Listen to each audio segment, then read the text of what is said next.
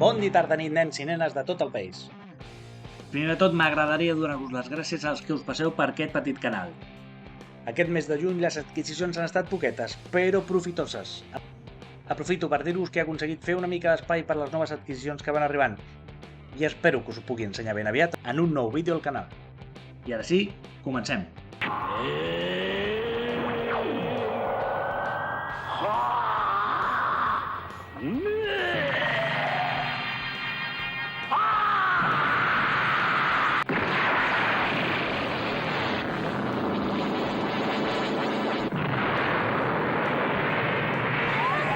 Comencem amb el número 8 de Guardians de la Nit, editat per Norma Editorial. En aquest número els protagonistes surten del tren infinit amb un trist desenllaç i comencen el seu camí cap al barri del Place.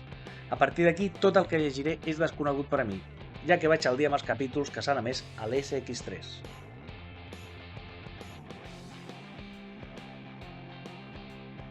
El número 9 de Chainsaw Man, també editat per Norma Editorial. M'ha sorprès i m'ha agradat molt aquest número amb tot el que va succeint i el seu final. Estic segur que molta gent ja sap el que passa, però jo en aquest cas vaig al dia amb l'edició catalana i ja tinc ganes de tenir el següent número a les mans.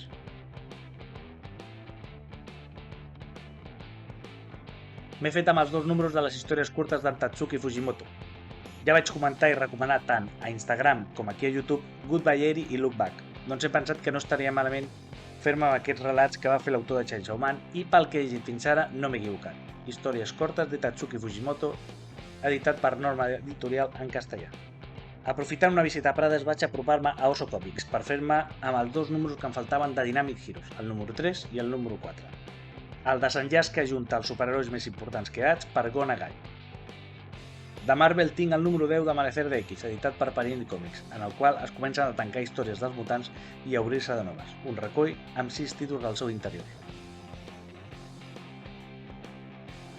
I ja per acabar, el What If de Miles Morales.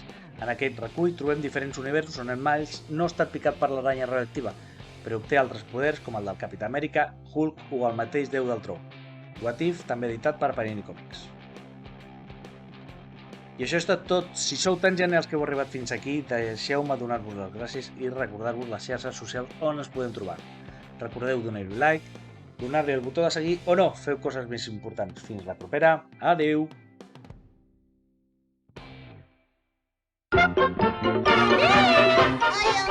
Ayo.